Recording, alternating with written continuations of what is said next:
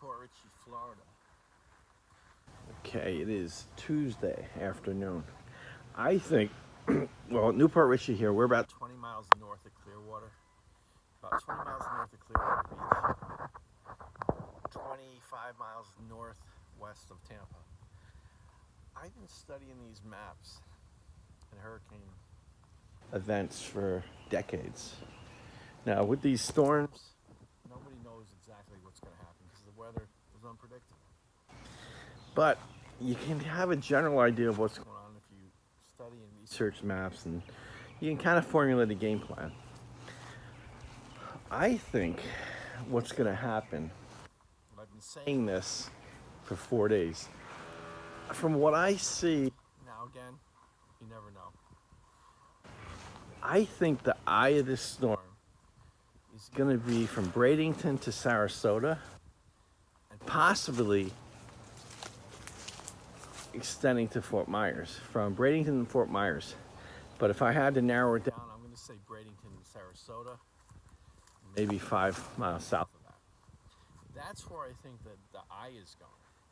Now, in our area, which is Pasco County, southern Pasco, Newport Richey, yeah, of course we're going to get high winds. Of course, we're going to get damage. But I live like 6 miles from the Gulf. My elevation, I believe, is 17 to 25 feet, 17 to 20 something feet. It's rained here for 2 weeks years ago, heavy rains for 2 weeks, and we didn't get anything like in our houses or anything. But anything can happen. I'm not saying that it can't happen this time or whatever. But what I am saying is, in this area, I'm not too concerned with the flooding. I'm more concerned with now I'm 6 miles west of the Gulf. If you live within maybe 3 miles of the Gulf, the elevation's lower and you're going to get flooding, possibly. Okay, it depends on the storm. It depends on the direction. Depends if you take a direct hit, and it depends on what side of the storm you're on. What side of the storm you're on. If you're on the north side, you sometimes get a little more rain. On the south side, you get more wind. So this particular storm, I'm not worried about where I'm at. Where I'm at specifically, 6 miles from the Gulf. I'm not worried about the flooding as much, because based on my elevation, and that has a lot to do with your elevation. That's my dog over there barking. That's Bear, the Rottweiler. Anyway, so what I'm trying to say is, historically speaking, most hurricanes, if you study the 100-year chart, most hurricanes will come up off the coast of Africa. They'll cross over near the Everglades. Sometimes they'll skirt up the East Coast, either Miami up towards, Daytona, Jacksonville, St. Augustine that way. Or they can cross over from Miami into Fort Myers that way. Sometimes they will go like south of the Everglades or across, come up to the Gulf. And very rarely do they, when they come to the Gulf, very rarely do they hook right and go into Tampa. They usually will go up and into the Panhandle.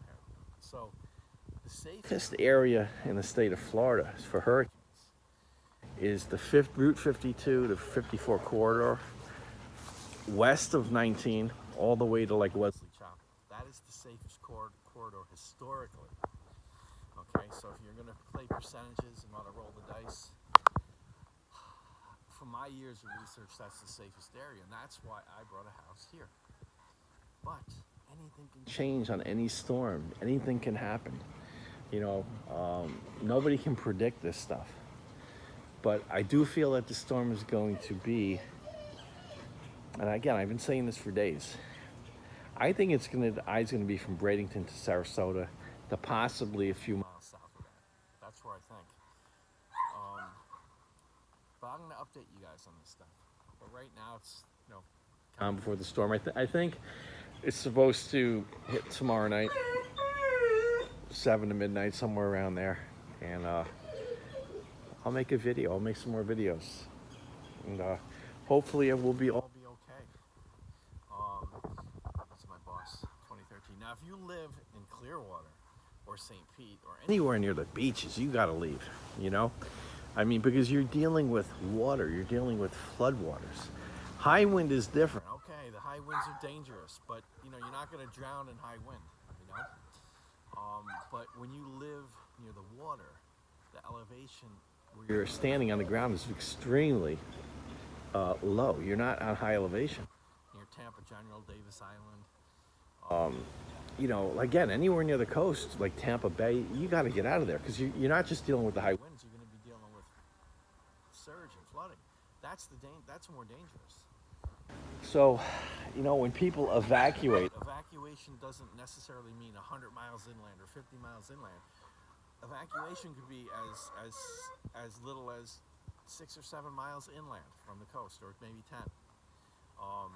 You know, sometimes people think evacuation, jump on I-75. 75 or 95 and get out of Florida. No, that's not always the case, because sometimes you do yourself a disservice by doing that, and you're actually running with the storm. And sometimes the area you're running to gets hit harder than where you were. So you got to be smart. If you're going to evacuate from those areas, it doesn't always entail a 50-mile journey. You just got to look at the elevation maps. And see how what the elevation tables are. So again, that's it. Peace out. We'll leave you guys. Lemonade Man over and out. Hurricane forecast. You heard it here first. Peace out.